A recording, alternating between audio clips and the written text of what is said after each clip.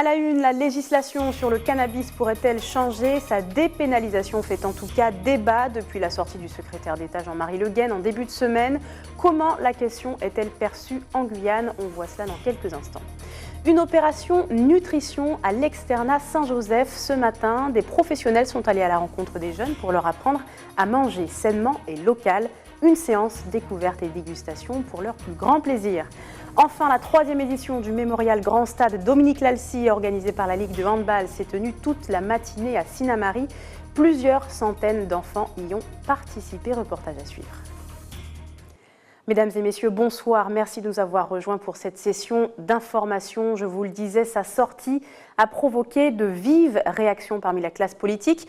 En début de semaine, le secrétaire d'État Jean-Marie Le Guen s'est déclaré favorable à de nouvelles discussions sur la fin de la prohibition du cannabis. Si 700 000 Français en consomment chaque jour, selon une récente étude, chez nous, la proportion de fumeurs serait encore plus importante. Xavier Paul Le Pelletier. Du Cali, de la marijuana, du shit, de la jamaïcaine, de la colombienne, de la Marie-Jeanne. On l'appellera Bertrand, il va avoir 26 ans, il travaille, il est père d'une petite fille et comme la grande majorité de son entourage, il fume du cannabis depuis plus de 10 ans. Les gens se cachent pour vendre de la weed jour et nuit, pour se faire un peu d'argent, comme c'est pas légal. Alors que si c'était légal, il y en aurait des coffee shops comme en Amsterdam, où ceux qui veulent fumer vont fumer, ceux qui ont plus de 18 ans et qui veulent fumer, etc., avec des règles bien strictes, bien carrées, bien organisées. Peut-être que ça fera moins de violence, moins de deal aussi. Pour Bertrand, comme pour ses amis, il serait urgent que la prohibition actuelle soit remise en question. Un avis qui n'est pas de tous les Guyanais. Franchement, je n'y connais rien du tout. Je sais que c'est interdit et je préférerais pas que ce soit libre ou quoi que ce soit. Il y a déjà assez de dégâts comme ça. Pour ne pas tomber dans un langage absolument rétrograde, la drogue en tant que telle, ce type de drogue, est un problème qui devient beaucoup plus grand lorsque vous avez des gens qui ont en face d'eux des problèmes d'insertion. Je n'ai jamais fumé de joint de ma vie. Peut-être que c'est une joie qui me manque, mais je ne suis pas pressé de l'assouvir. À moins que ce soit une question de génération. C'est bien que le gouvernement puisse enfin prendre en compte le fait que, voilà, que les gens en utilisent, fument, et qu'il faut trouver des solutions plus adéquates à tout ça. Sensibiliser surtout les jeunes, organiser des conférences, des débats là-dessus, discuter avec les jeunes, leur expliquer. Je ne suis pas de ceux qui croient que comme on va autoriser cette drogue-là, ça va ouvrir la porte à des drogues plus fortes. Entre le cannabis qui peut constituer un effet thérapeutique et permet de soigner un certain nombre de maladies, en tout cas d'atténuer les effets indésirables d'une maladie, et le cannabis qui doit être entre guillemets légalisé, moi je suis pour que les débats soient ouverts au sein de la société. Vous savez, nous, la question n'est pas facile pour nous. Nous sommes ce qu'on appelle sur la route des cartels. Et la Guyane constitue entre guillemets aussi une plaque tournante pour de nombreux trafics. Donc cette question ne peut pas être traitée de façon avec le même regard qu'on a sur l'Hexagone. Pédopsychiatre, le docteur Simkovic croise tous les jours des sujets psychotiques. Pour lui, l'essentiel est de savoir où l'on en est de sa consommation. Je pense qu'il faut être très prudent, il ne faut pas être dogmatique dans ces questions, parce qu'il faut savoir, même si effectivement le cannabis a moins d'effets somatiques et entraîne moins de morts que l'alcoolisme, ça peut avoir des répercussions très graves au niveau social. Pour Claire, addictologue, oui, le cannabis est un fléau, mais un fléau ordinaire au même titre que le tabac. Moi je pense que quand on va dépénaliser, les gens ils sont moins enclins à aller vers le trafic et ils vont consommer d'une façon plus ou moins réduite et à leur demande, mais pas avec excès. Après le recadrement de Jean-Marie Le Guen par ses collègues du gouvernement, il paraît peu vraisemblable que la question du cannabis soit examinée durant le mandat présidentiel en cours. Nul doute cependant que cette problématique animera les débats en 2017. Il est temps d'effectuer sa déclaration d'impôt. La nouvelle campagne a démarré et elle est axée davantage encore vers la déclaration en ligne jusqu'à son obligation totale en 2017. On écoute les précisions du directeur régional des finances publiques au micro de Jonathan Larayo. En termes de foyers fiscaux, on attend de l'ordre de 102 000 à 103 000 déclarants. 102 000, 103 000 déclarants pour un nombre d'imposables qui devrait tourner aux alentours de 25-26 000, c'est-à-dire qu'on est toujours sur cette quotité, sur ce pourcentage. Je réitère très très fort cette invite, si vous voulez, au corps social guyanais aujourd'hui, d'utiliser la télédéclaration parce que c'est quelque chose qui est extrêmement bien adapté à la configuration géographique et qui fonctionne extrêmement bien. Quand on habite Irakubo, je pense qu'il est plus commode, plus raisonnable de faire ça chez soi, dans des conditions de confort optimales et de télédéclarer.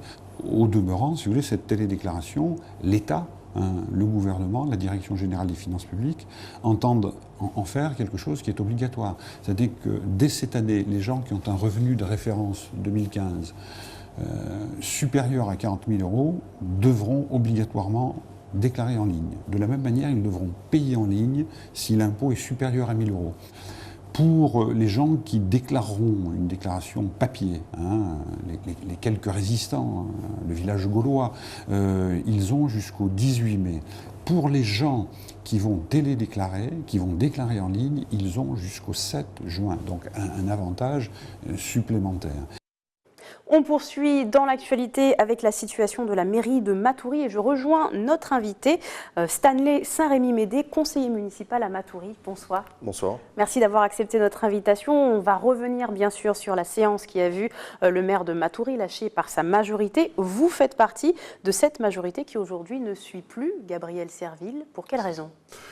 Pour diverses raisons. On n'arrive pas en fait à travailler en commun. Il dit haut et fort que il nous propose du travail, qui nous invite à travailler et à mener la mairie avec lui. Or, il ne tient pas compte de nos idées, il ne tient pas compte des solutions qu'on pourrait apporter. Il considère que lui, ainsi que 2 ou 3 personnes autour de lui au sein de cette mairie, sont les seuls à diriger le bateau et donc que nous, on est factice, quoi, on est supplémentaire. Vous faites peut-être référence à des choses un peu précises. Est-ce qu'on peut avoir des exemples? Oui, je fais sans tabou. Hein, je fais par exemple, je parle par exemple de la DGS, de son bras droit, le bras droit du maire. Et voilà, hormis ces 2 personnes-là, au sein de la mairie, les avis de toute autre personne ne servent à rien, en fait. Les avis au sujet de quoi, si on peut être un peu plus précis? Il nous fait assister à des commissions. On appelle ça les commissions. En fait, les commissions, c'est le préalable avant toute décision qui pourrait être prise par la mairie. Donc, il nous fait assister aux commissions, mais on arrive avec des... Enfin, tout est déjà décidé, mais on est là que pour faire acte de présence, en fait. Au sujet maintenant du compte administratif donc de l'an passé et puis le budget 2016 qui ont été proposés et rejetés, vous faites bien sûr partie de ceux qui l'ont rejeté. Qu'est-ce qui dérange concrètement sur ce budget et ce compte administratif? Le mode de calcul, la façon dont ça a été mis en place, les moyens utilisés pour le faire, et encore une fois, le fait que nous, adjoints et je ne sais plus comment on dit ça, adjoints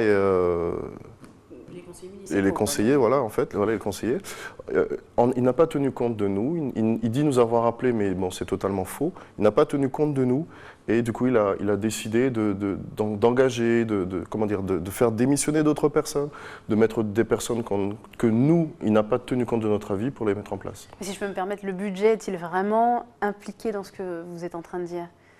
Parce que finalement, c'est peut-être 2 points un peu différents. Est-ce que ce n'est pas juste une façon de montrer son opposition au maire que d'avoir tout simplement rejeté le budget et le compte administratif 2015? C'est une façon C'était de vraiment... montrer, oui. D'accord. Donc, qu'est-ce qui a causé ce basculement? À partir de quand est-ce que même la majorité, pour le coup, a ressenti ces divergences qui sont apparues avec le maire? Pour redire un peu ce que j'ai dit tout à l'heure, ça fait de cela 2 ans que nous sommes à la tête de la mairie de Matoury, mais que, comme je disais, notre travail n'est pas pris en compte. On n'est pas pris à notre juste valeur. On est alors soit adjoint, soit conseiller.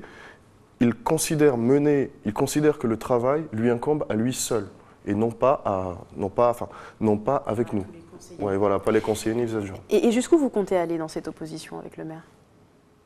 C'est une question un peu compliquée. Non, pas du tout. Non, il n'y a pas d'action prévue. C'est-à-dire que là, nous, on n'est pas fermé au dialogue. On est ouvert à toute proposition qu'il pourrait nous faire. On est ouvert à le rencontrer. On est ouvert. Mais il y a certaines choses. Enfin, il y a quand même certaines choses qui devraient être mises en place. Des choses qu'on demande depuis il y a déjà 2 ans, qui ne sont pas encore faites. Et puis voilà. Si ces choses-là, on arrive à s'entendre sur certains points, pourquoi pas? Non, on n'est pas fermé. Gabriel Serville, justement, a annoncé sur notre antenne hier soir qu'il était prêt à accompagner une dissolution du conseil municipal, ce qui impliquerait donc de nouvelles élections. Est-ce que vous êtes prêt à ce type de situation? On va à l'extrême, on a été élus par des Matouriens. Les Matouriens nous ont choisis parce qu'ils ont voulu casser avec cette ancienneté, enfin de l'ancienne municipalité et de l'ancien maire. Ils ont voulu casser avec cette royauté qui régnait sur Matoury. Nous sommes là, nous ne sommes pas, nous ne voulons pas de démissionner, nous ne voulons pas abandonner. Nous disons simplement qu'on aimerait que notre travail soit pris en compte et on aimerait collaborer avec lui. Non pas démissionner. Démissionner, ça ne servira à rien. Ni son départ, en fait. Vous ne souhaitez pas démissionner, mais vous ne souhaitez pas non plus sa démission à lui, ou c'est pas tout à fait clair? La discussion est ouverte. La discussion est ouverte. Merci en tout cas, Monsieur Saint-Rémy-Médé, d'avoir été avec nous. Direction la Guadeloupe maintenant, où le président de région s'est engagé à participer au plan de 500 000 formations supplémentaires pour les demandeurs d'emploi. C'était un projet lancé par le président Hollande en janvier dernier et pour l'heure, une dizaine de régions ont signé la convention avec l'État pour le concrétiser. Ce projet qui devrait être en place totalement d'ici le 31 décembre. On voit ça avec Nathalie Dinan et Moïse Dexter. Main dans la main pour redonner l'espoir aux sans-emploi, aux sans-formation et aux sans-qualification. La région s'engage avec l'État et le COPAREF à augmenter le nombre d'entrées en formation. Plus de 8 000 à réaliser en l'espace d'un an.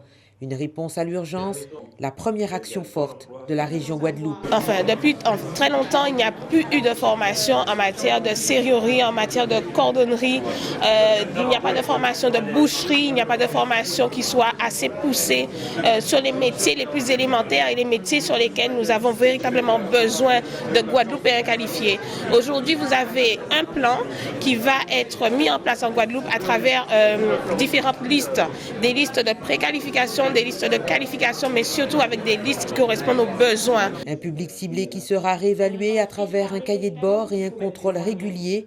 Quelle formation pour quel public, combien d'entrées, quel débouché, un engagement que l'État veut durable. Une des mesures phares de ce plan décrété par le président de la République, c'est le doublement des offres de formation pour les demandeurs d'emploi de longue durée, pour les demandeurs d'emploi peu ou pas qualifiés. C'est 5300 formations de plus par rapport à ce que nous avons offert en 2015. C'est absolument nécessaire pour gagner cette difficile bataille de l'emploi. Une bataille qui ne peut être envisagée sans les syndicats de salariés et les organisations patronales. Regroupés au sein du COPAREF, ce nouvel organisme qui promeut des actions de formation de qualité en adéquation avec les besoins du pays. Première attribution, c'est d'homologuer des organismes de formation, des OPCA, qui sont habilités à fournir des formations certifiantes pour les personnes qui sont sans diplôme. Ces formations certifiantes se font dans le cadre du CLEA. Le CLEA, c'est le nouveau certificat qui va permettre à l'ensemble des chefs d'entreprise de reconnaître des salariés qui ont fait l'effort d'accéder à des formations qui leur permettraient d'avoir le requis minimal. La collectivité régionale a confié à Pôle emploi la réalisation de 3000 actions de formation. Restez avec nous dans quelques instants. Nous verrons l'action nutrition menée dans une école de Cayenne ce matin. Une association est allée leur présenter de bons fruits et légumes pays, une présentation et une dégustation. Et puis nous verrons les manifestations sportives, la manifestation sportive qui a rassemblé plusieurs centaines d'écoliers à Sinnamary. Ça s'est passé toute la matinée. Reportage à suivre dans quelques instants. Mais d'abord, le salon du loisir, du tourisme et des loisirs a ouvert ses portes cet après-midi au palais régional Omnisport Georges Théolade. Comme chaque année, plusieurs stands et animations vont s'atteler à faire découvrir la Guyane et souligner les efforts du secteur touristique dans le département. Cette année, 115 exposants y participeront. Écoutez. 3 jours de manifestation pour faire la promotion de l'hospitalité guyanaise. 3 jours aussi pour permettre aux Guyanais de s'ouvrir vers de nouveaux horizons. Qu'est-ce que j'entends de ce rendez-vous? La tête pleine de belles choses. Pleine de voyages, de croisières, de tout ce qu'il y a de beau. Une fois de plus, le salon est l'occasion de regarder vers l'ailleurs, mais surtout de découvrir ce que notre territoire a à offrir de meilleur. Je découvre déjà des meublés que je ne savais pas que ça existait en Guyane, de très grands standings. C'est très joli. Grâce à de nombreux efforts opérés pour permettre à nos voisins de venir faire du tourisme chez nous, le profil des visiteurs est déjà en mutation. La Guyane est une richesse et grâce à des médias, on a des super reportages comme les Marais de Caux que nous avons eu l'occasion de regarder sur les chaînes nationales et qui montrent bien qu'effectivement cette biodiversité, nous avons intérêt, nous Guyanais, à être en harmonie avec elle. Et c'est ça mon discours à Paris et c'est ça mon message auprès des autorités nationales. Il n'y a que 10 parcs nationaux français et donc à ce titre, le nôtre, le parc amazonien de Guyane, a de grosses potentialités qui sont des potentialités bien sûr paysagères, mais aussi des potentialités au niveau de la biodiversité.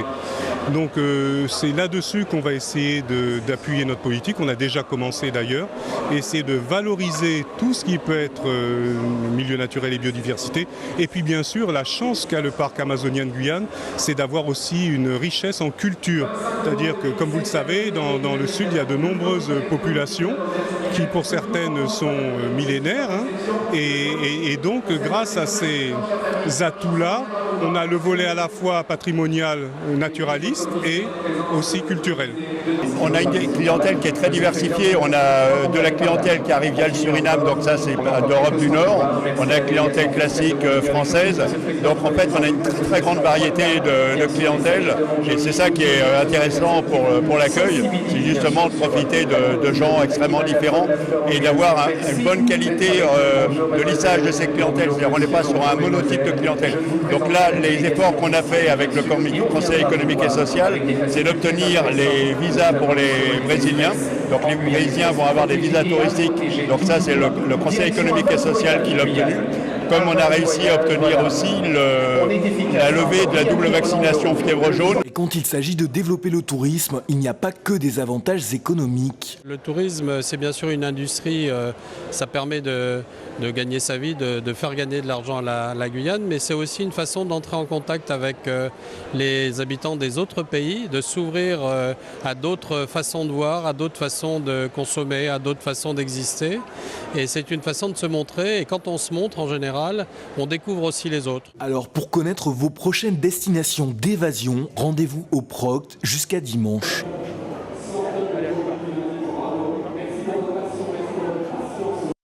Parlons santé à présent, à la veille de la journée mondiale de la maladie de Parkinson, une maladie neuronale dégénérative qui toucherait environ 1 millier de Martiniquais. C'est le cas de cette patiente que vous allez découvrir, Paulette, une septuagénaire souffrant de Parkinson depuis près de 20 ans. Reportage signé Louis Sabas. Affairée à sa broderie, rien n'indique que Paulette souffre de Parkinson. Chez elle, pas de tremblement, le symptôme le plus reconnu, mais plutôt une rigidité qui s'installe au fil du temps. Son époux assiste à l'inexorable progression de la maladie. Là, elle ne peut pas se lever, pas marcher. Elle parle de plus en plus difficilement. Elle commence à avoir beaucoup de pertes de mémoire. Aujourd'hui, Paulette est quasiment grabataire. Alors pour l'aider, Marie-Lise, l'auxiliaire de vie, l'assiste 5 jours sur 7, pendant plusieurs heures. Une aide bienvenue pour la malade, mais aussi pour Laurent qui aujourd'hui trouve un certain équilibre. Il y a toujours le problème de l'acceptation. Dans un premier temps, j'avais perdu 15 kilos en 6 mois. Donc ça n'a pas été du tout facile. On croyait même que c'était le malade, que c'était moi. Donc en fait. Et puis finalement, à cause de l'environnement, à cause des gens qui nous aident, à cause des aides aussi de la MDPH, on arrive à remettre le climat de confiance. Et quand elle se sent bien, à ce moment-là, je me sens bien. Comme Paulette, il serait plusieurs centaines de Martiniquais à souffrir de la maladie de Parkinson. L'APMA tente de leur apporter du soutien, mais difficile pour l'association de correctement recenser les Parkinsoniens de l'île. On pense qu'il y en a environ 1000. L'ARS va s'attacher, je pense, dans les prochains jours, à nous faire un décompte précis du nombre de malades, puisque la maladie de Parkinson a été prise en compte très récemment dans un plan qui a été mis en action par le gouvernement. La maladie de Parkinson est une maladie neurologique dégénérative évolutive qui entraîne des troubles moteurs. Lenteur, tremblement au repos ou raideur. Les causes en sont inconnues, mais seraient liées à la destruction d'un certain type de neurones, la substance noire. On sait que par décennie, on perd 5% des neurones de cette substance. Après, on a les causes environnementales, notamment qui sont dues aux agents toxiques. Et les personnes les plus exposées sont les personnes qui travaillent où on pratique l'agriculture intensive. Ensuite, on a la cause génétique, notamment c'est une maladie qui survient chez ces patients-là de façon très précoce, notamment à l'âge de 45 ans. En moyenne, la maladie se déclare aux alentours de 55 ans. Des traitements existent, mais ne font que ralentir son évolution. En soi, Parkinson ne tue pas, mais s'accompagne de nombreuses complications qui conduisent au décès. C'est aussi une question santé. Bien manger, c'est essentiel et c'est encore mieux avec des produits locaux. C'était l'idée de l'opération menée par l'association Kiwanis avec les classes de CM2 de l'externat Saint-Joseph ce matin. Des infirmiers et spécialistes en nutrition sont allés à leur rencontre pour leur expliquer les bienfaits de bons produits. Toute une matinée de découverte des fruits et légumes guyanais et surtout de la dégustation. Jonathan Lariot. Dans cette salle de classe, les tables sont pleines à craquer de différents fruits du pays. Mais pas évident pour ces tout petits de tous les connaître. Donc, il y a encore ici, là. Awara. Très bien. Et ça? Non, c'est pas Awara. Il y a de la banane, du cacao, des surettes. Il y a des fruits que je ne connais pas. L'igname, la dashi, le manioc. C'est bizarre parce que je connaissais pas vraiment en fait. On aurait dit des pommes de terre, mais je savais que c'était de la même famille, mais c'était pas vraiment ça. Que ce soit entier ou sous forme de jus, les fruits sont de véritables pépites d'or et en consommer est synonyme de bonne santé. Surtout de la goyave du Brésil, parce que ma maman est brésilienne et moi aussi. Elle le fait au mixeur sans rajouter de sucre, parce qu'elle dit que le sucre c'est pas bon, parce que je peux avoir des maladies très graves à cause de ça. Aujourd'hui, tous les moyens sont bons pour intéresser les plus jeunes à manger plus sainement. Une mission que Mélissa et ses collègues infirmières prennent à cœur. Tu pourras dire à maman, maman, est-ce que tu peux m'acheter des oranges s'il te plaît et me faire un jus d'orange pressé? Voilà, et ça coûte moins cher. C'est à cet âge-là qu'ils prennent conscience de ce qui est bon et ce qui n'est pas bon pour leur santé. Et c'est ce qui fera d'eux des adultes sains, entre guillemets, de demain. On leur a posé des questions sur leurs habitudes alimentaires au quotidien, à la maison. Et ça va. Sincèrement, ça reste correct pour des enfants de leur âge. Ils mangent relativement équilibré. Il n'y en a pas beaucoup qui mangent trop sucré, trop salé. Une matinée autour du fruit, une initiative mise en place par l'association Kiwanis.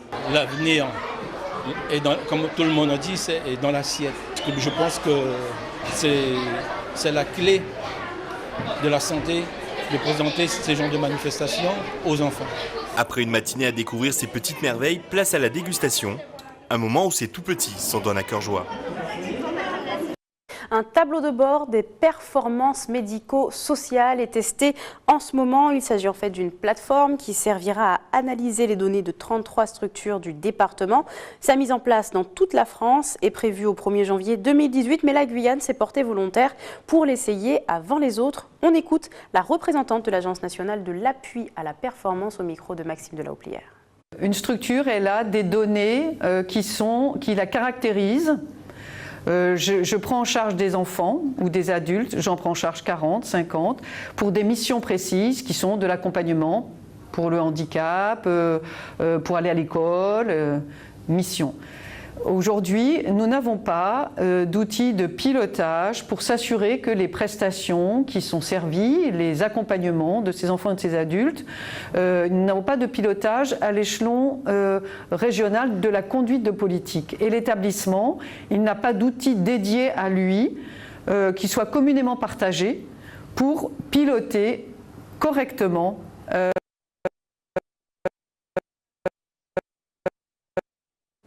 Alors nous vous prions de nous excuser pour ce petit problème technique. On passe à autre chose maintenant, on ouvre une page de sport. Une soixantaine de joueurs de badminton se préparent pour une compétition internationale organisée par la Ligue de Guyane. Nos joueurs vont affronter les meilleurs joueurs du Suriname demain au hall Paul-Émile Bienvenu de Matoury. Les précisions du président de la Ligue au micro de Kerwin El-Cid. Il y a une compétition dite internationale avec le Suriname. Dommage, le Guyana n'a pas pu venir, mais la Guyane en tout cas sera présente à Matoury au gymnase Paul-Émile Bienvenu. On sera 63 joueurs de Guyane et du Suriname. Le 15 mai à Kourou va se dérouler le championnat anti-Guyane où on accueillera la Martinique et la Guadeloupe. Guyane est détentrice du titre remporté il y a 2 ans de cela. C'est un jeune sport qui compte aujourd'hui 400 licenciés à peu près. Donc on est un sport émergent, mais avec des difficultés via les infrastructures. C'est-à-dire ? Les infrastructures aujourd'hui sont tropicalisées, donc elles sont ouvertes pour avoir un maximum de ventilation. Et malheureusement, on est un sport où la ventilation est très désagréable pour la pratique. C'est un rendez-vous incontournable pour la Ligue de handball de Guyane, l'opération Grand Stade Dominique Lalcy, rassemblement qui se tient chaque année depuis 3 ans à Sinnamary et réunit plusieurs centaines d'écoliers guyanais. Une opération hommage à la sportive guyanaise, mais aussi de sensibilisation au sport chez les plus jeunes. Cette année, 24 écoles de 10 communes ont participé à cette matinée mouvementée. Mia Pierre. Le temps est au beau fixe. Le stade municipal de Sinnamary, envahi par un millier d'élèves du premier degré. Venant du littoral, de l'Est, de l'Ouest ou encore des communes isolées de la collectivité, tous présents pour partager une matinée en balistique. Montrer à l'ensemble de la Guyane et surtout au niveau scolaire qu'on est là, que le handball est là et qu'on est prêt à mettre en place des manifestations pour les accueillir. C'est vrai que c'est une place qu'on avait perdue depuis de nombreuses années et nous espérons sur cette manifestation, nous espérons la pérenniser longtemps, justement pour permettre à ces jeunes scolaires de pratiquer du handball. Outre l'ambition de réunir les élèves autour de la discipline du handball, la Ligue et ses partenaires tenaient également à faire de cette manifestation un moment de sensibilisation, notamment sur les questions de prévention et citoyenneté. Les malvoyants et les non-voyants, ils se repèrent beaucoup au son, d'accord? Donc au son, c'est pareil quand on a un camarade, on prend, on accompagne et on n'hésite pas à parler. Tu vas aller aux toilettes? Non, c'est un exemple. Donc le camarade peut tenir le bras et dire, ben là on va à gauche. Et on accompagne le camarade. On va tout droit, on va à gauche, on va à droite. Mais attention, il y a un plot devant toi. Une matinée couplée de thèmes socio-éducatifs où les élèves ont pu s'essayer au torbal. Ce jeu pour les aveugles et déficients visuels dont beaucoup ignoraient l'existence. Pour eux, faire une activité sans voir, ça reste compliqué, c'est même impossible pour eux. Ma question, lorsque je les vois, c'est leur demander est-ce qu'une personne en situation de handicap peut pratiquer une activité physique? Pour beaucoup, c'est non. Donc on les met à part et tout. Et pourtant, non. Ils peuvent pratiquer ensemble, comme il y a des activités qui sont adaptées pour chaque handicap. Et là, maintenant, aujourd'hui, ils ont la possibilité, autour du handball, de découvrir une activité torbal adaptée pour déficients visuels et que voilà, ils peuvent eux-mêmes découvrir et partager. Et pourquoi pas, s'ils sont dans une situation où ils ont un camarade en classe qui a un handicap déficient visuel ou autre, avoir un autre regard vis-à-vis de leurs camarades. Nous sommes à la 3e rencontre de ce type autour du handball en Guyane, un moment apprécié de tous. On a marqué quelques points et puis on espère qu'on va gagner le tournoi sur toutes les écoles et que notre école soit contente qu'on soit retournée avec un grand sourire et qu'on les dise qu'on soit heureux d'avoir gagné le tournoi. Je suis contente parce qu'on a fait 7 buts et les autres ont eu 0. En plus avec ce soleil, il fait très chaud, on transpire. C'est bien, je m'amuse bien. Et j'espère qu'on va gagner tous les matchs.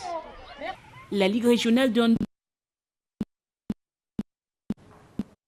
On termine ce journal avec la 10e édition du Festival des Tréteaux du Maroni. Son ouverture s'est tenue hier soir au camp de la transportation de Saint-Laurent.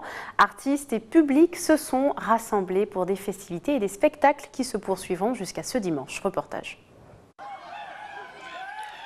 Théâtre, chant et balade sur le fleuve.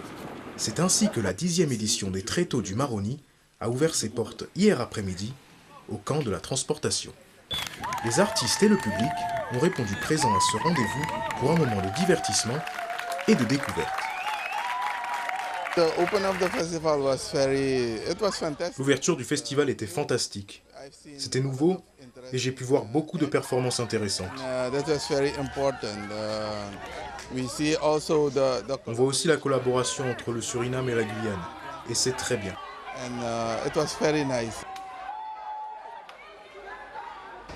C'est notre méthode de travail, c'est-à-dire on travaille en in situ. On arrive dans un lieu sans rien et On a toute une partie de découverte du lieu, d'improvisation, et on s'inspire de l'atmosphère, de l'ambiance et de la vie qu'il y a dans ces lieux. Donc là, le défi était les bords du Maroni.